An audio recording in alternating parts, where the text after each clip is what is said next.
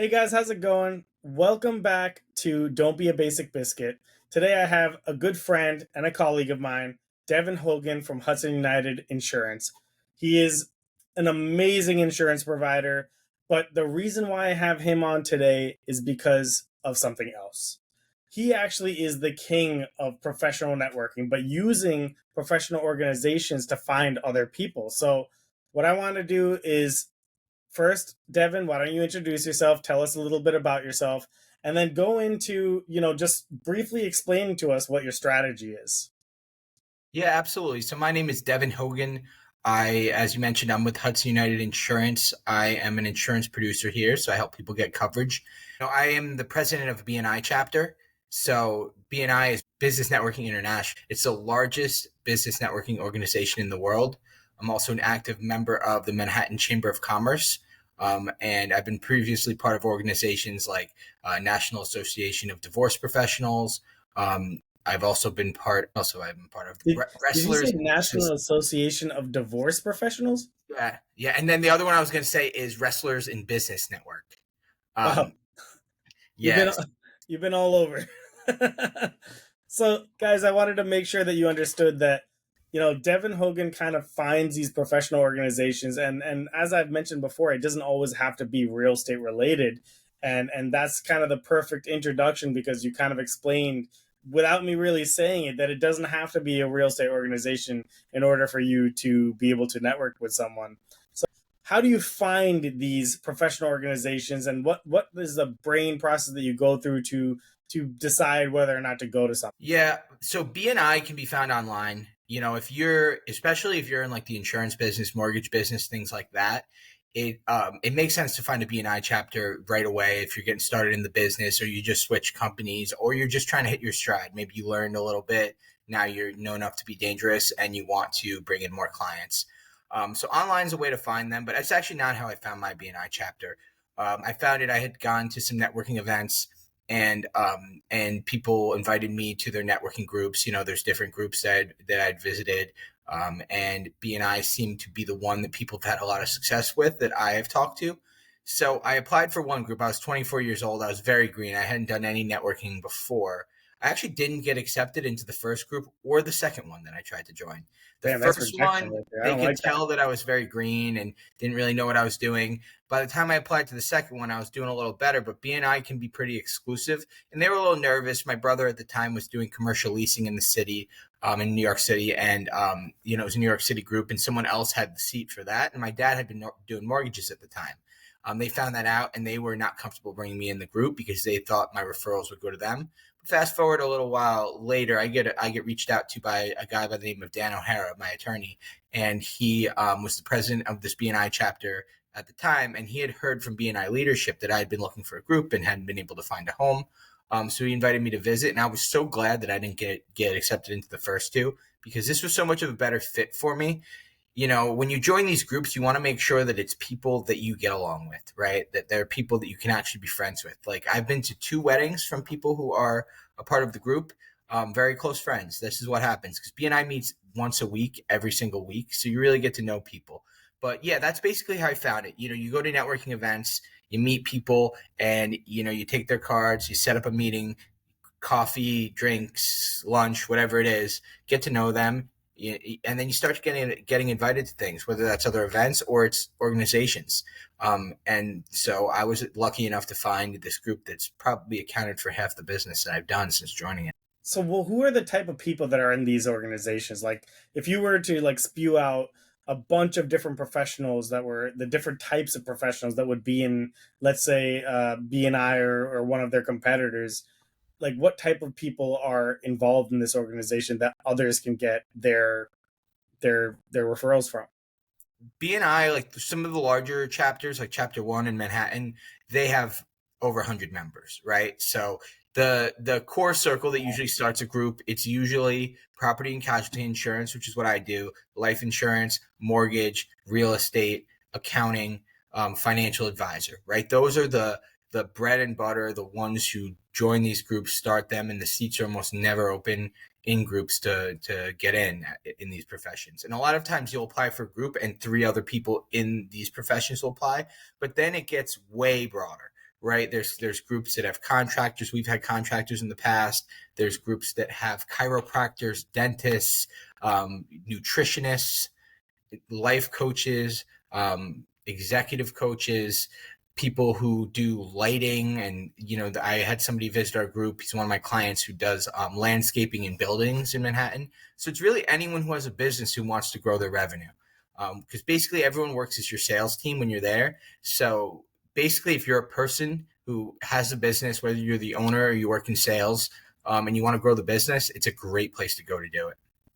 No, that's awesome. And so actually, we were speaking earlier today, and you were talking about how you really find referrals anywhere. Like you were in your what was it, your fantasy league, and you're like, everybody there uses me for insurance, for example.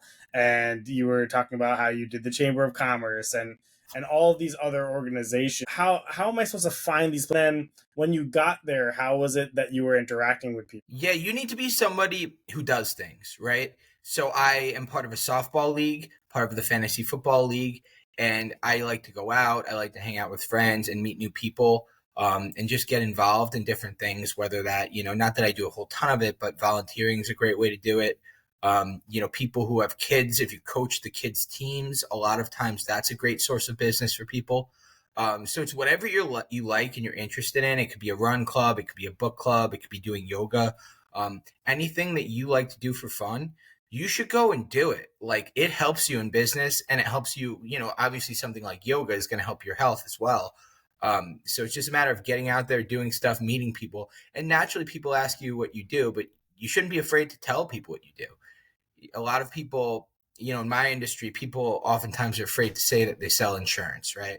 I like to say I'm an insurance broker. It sounds a little nicer, but I'm not afraid of the fact that I sell insurance, and I'll tell people that, and it comes up in conversation, and everyone has what I have to offer. And like for real estate, people are interested in real estate. It's a sexy business. There's a lot of realtors are out there doing it, and a lot of them are really good. So if you're really good and someone else is really good, but someone's your friend, they're going to probably use you.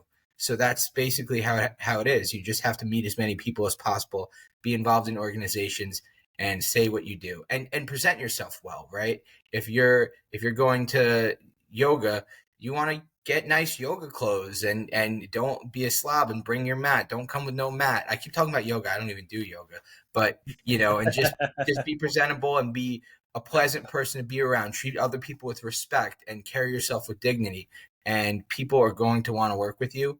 And I mentioned the Wrestlers in Business Network. So that was something that I joined because somebody very early into my career had said, something that you're interested in, you do, you should get involved in. And I was a wrestler growing up. I'm interested in wrestling. I joined it. I can't say I got a whole lot of business out of it, but it did get me a couple people that were good connections. One of them ended up joining my BNI chapter and has turned into a bunch of business. So it didn't come directly from the Wrestlers in Business, but it was kind of the spider web. I think the idea that people should be kind of gathering from this is that you can get business from anywhere.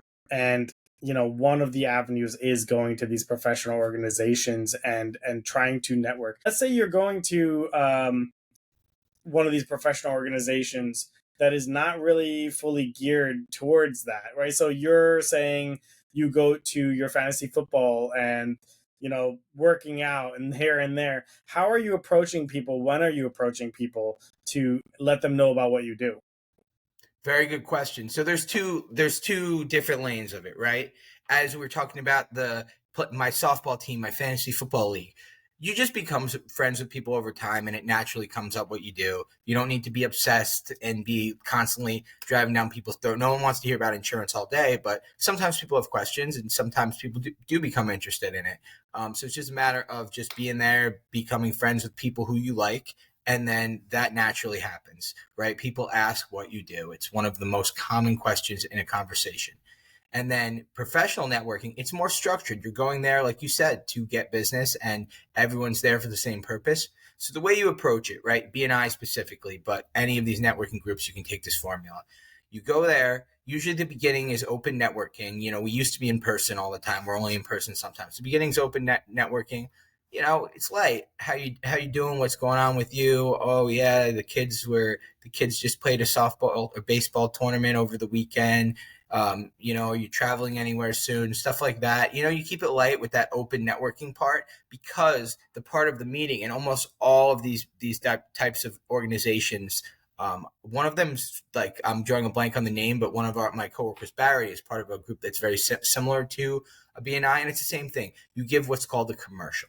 So it's usually 45 seconds where you say what you do, right? And you can ask for referrals. You can tell a story about somebody that you helped, right? And it's very important to be able to pitch yourself well during that time, make people want to use you. And a lot of times it could be repetitive, right? BNI meets every week. For a while, I was really trying to drill into people that I'm very good at flood insurance. For 2 months, every week, flood insurance, just talk about flood insurance. And then no one ever asked me the question again, do you do flood insurance? Um, and so that is part of it. And then the other part of it is you go to the meeting, right? And I always say this as the president. I'm like, the meeting is almost a formality. What really happens is between the meetings, right? We meet every Tuesday. So from Tuesday at 9 a.m. when we get out of our meeting to Tuesday the next week at 7:59 before we get into our meeting. That's when the work happens, right? So the first thing you do, you join the group, you do what we call one-to-ones, which is a one-on-one meeting with people. You do it with every single person in the chapter, and when you met with the last person, you go right back to the beginning and you do it again and again and again and again. And sometimes it becomes like, let's say you're in a group with 100 people, right? You're not going to gel with everybody.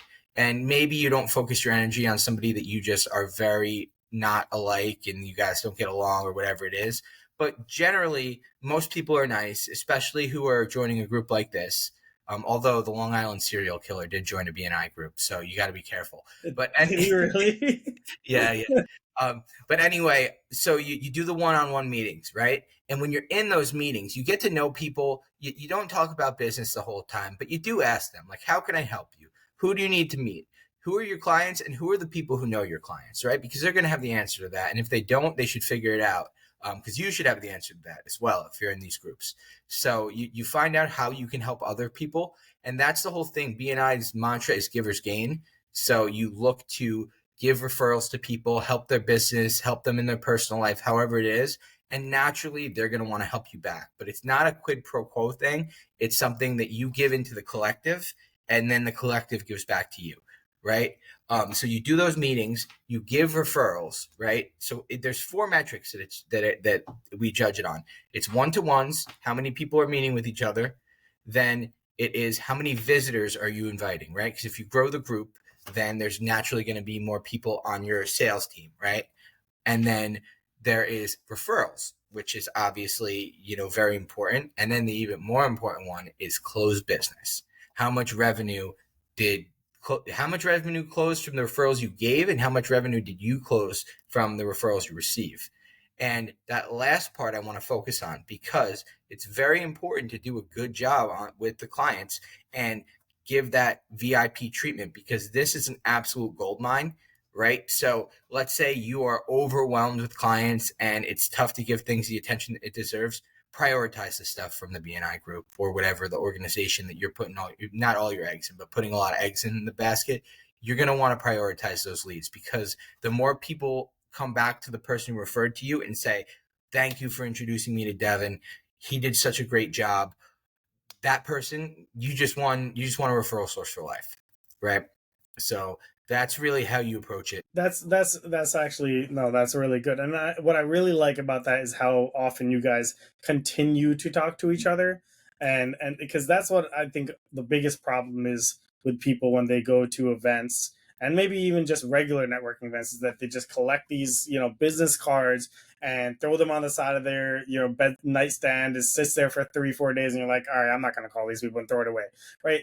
The whole point of going to these events is meeting new people and getting to know them on a deeper level. All right. So another thing is, if you're going to, let's just say now, another one of these events, let's say it's your first time, not BNI, let's say Chambers of Commerce. I know that you've gone to some of they have breakfast events, for example, and you went to one where you don't really know anyone. When you're meeting someone for the first time, how does that conversation start? And then where does that usually end up, right? So how do you introduce yourself? Do you immediately introduce yourself as your insurance agent? Do you really deep dive, or do you ask them about what they do? So kind of go into the actual conversation. Yeah, usually the easiest way to go up to somebody is I say, "Hi, I'm Devin. What's your name?" It sounds so simple, but Simple. people are afraid to do it. But people are at a networking event for a reason. They want to meet people and they want to meet you, right? So, hi, I'm Harveer. Nice to meet you. Easiest way to start it, they say their name, whatever. And then a lot of times it can go into, you can say, what do you do? You know, because you're not always going to think of the right thing to say at every moment, and that's okay. But if you're asking questions and you care more about that person than yourself in that conversation, then it's going to work, right? But oftentimes it can be better being like, asking somebody like, cool, sure, where'd you get that? Oh, you're the best dressed in the room. I need to get more like you. Who's your stylist? Like something like that. Just keep it light. What a charmer. Yeah, and then you get into stuff, right? Or whatever it is that you thought of in the moment. Be like, oh wow, the drinks here are really good. Or wow, the coffee's lukewarm today. What's going on here? And something like that. That it's not so business, business, business, because the business will come. The conversation will steer to that. You're a networking event. And a lot of times, what's better than asking what do you do is like, you know, what are you at this event for? What are you looking for?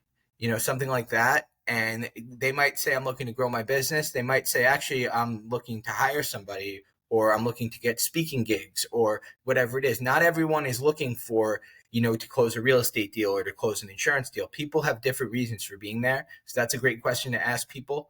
But like I said, just caring about the other person, asking questions, they're going to ask you about yourself, right? If you're asking them a bunch of questions, if they don't ask you about yourself at all and they only care about talking about themselves, chances are they're not going to give you any referrals anyway. So, just focus on other people, lead with how can I help you? And you're not always going to be able to help everyone, but if you at least try, then people respect that. And then what I do now at networking events, like let's say outside of the BNI, like going to an event at night somewhere or whatever it is, I oftentimes be like, listen, I am the president of a networking organization in Manhattan. I get a lot of business from it. I'd love to see if you'd like to see if you can get business out of it. And then I'm not even trying to sell them insurance. I'm just saying, hey, come to this group, because they come to the group. They're my referral source for life. So it's a huge value add to people to be a part of these organizations, and to just, you end up becoming the person who knows everyone. Oh, I need a real estate attorney. I need a trust and estates attorney. I need an accountant, whatever it is. You That's always true. have an answer and you always have a person for it. And the good thing about BNI and similar organizations is you vet everyone, right? We've had many of applications that we did not accept for whatever reason. Somebody was being inappropriate at the meeting. We had that once with this accountant who came by. One time I was vetting somebody for my group in the Manhattan Chamber of Commerce, and turned out she was disbarred for stealing money from a client. Oh wow. And I asked her about it. I didn't say no right away, because you never know what happened, whatever. I mean, I was leaning towards not accepting her, but she was so insulted by me asking that she didn't want to join. But it's like, of course I'm going to ask. We don't just let everyone into these groups because we want to refer business to people. And if you're referring It is business to bad professional. people, yeah. And if you refer business to people that are bad, your clients are going to be upset that you introduced them. You want, like I said, your client to come back and say thank you. And then if you do that and somebody's client says thank you to them, you won. You're doing very well then. Oh, there's actually quite a bit to unpack there. First thing was just going up and say, "Hi, my name's Harveer. What's your name?" Right. That's something that reminded me of a really good book called The 5 Second Rule by Mel Robbins. I know so many people who are just so scared to just make that first move. And in that book, it says count to backwards from 5 to 1. And by the time you're hitting 2 or 3, you just start walking. Don't even think, just start walking and just go. And then just, "Hi, my name's blah." Right. And that's why I kind of said that, because you immediately went into that. The other thing is, asking other people about how you can help them. Because, of course, you don't want to come off as a type of person that's, again, like you said, only talking about yourself. And because that's probably somebody that's not going to refer you any business. But asking somebody, hey, how can I help you? Look, I'm a realtor, for example. I come across quite a few people. If you could describe to me who your ideal client is, how would you describe that to me?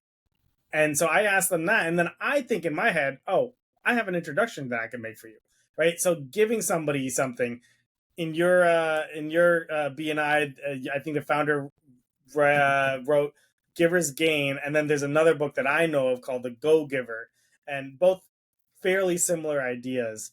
That is like if you give, you will eventually receive.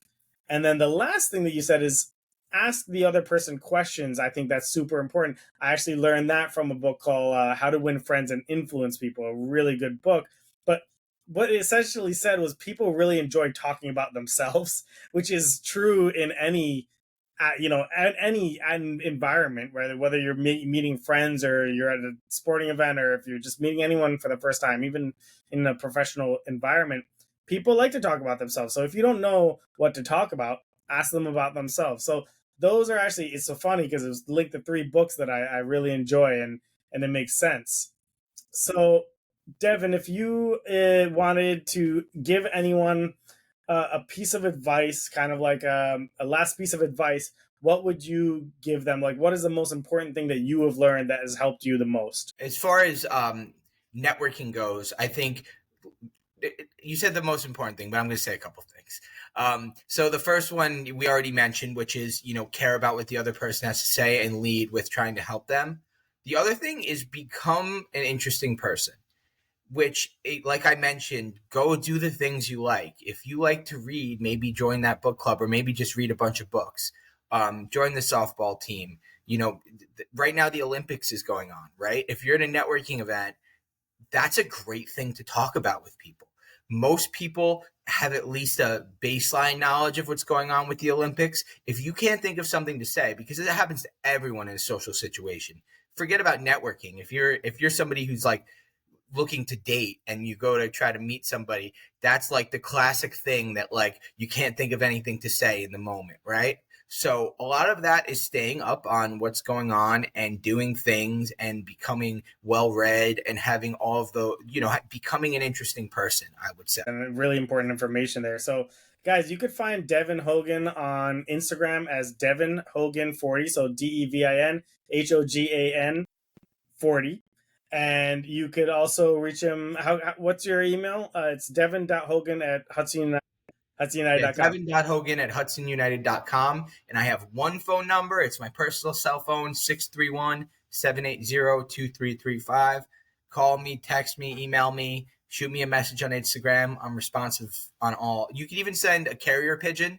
If it comes to my window, I will open the piece of paper. I will say that I have all my insurance with this guy, and it's really great because he was able to save me a lot of money and also save my family a lot of money, But guys, before I end off, and I'm not going to say don't be a basic biscuit just yet, I want you guys to share this podcast with some of your friends. I want you to subscribe to the YouTube if you think it was helpful. And in the link below, if you put your information in, I'll be able to send you some valuable content as well. So, guys, now I'm going to say, don't be a basic biscuit. Thanks for listening in.